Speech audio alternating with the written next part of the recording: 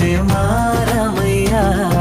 పెద్దలు వేసిన అక్షతలు, దేవుడు పంపిన దీవెనలు, ఇవిలో కుదిరిన దంపతులు ఈ చోట కలిసారు ఇవాటికి. ఆటలు పాటలు వేడుకలు, మాటకు మాటలు అల్లరులు, తీయని గుర్తుల కానుకలు వెన్నంటి ఉంటాయి వెయ్యేళ్ళకి.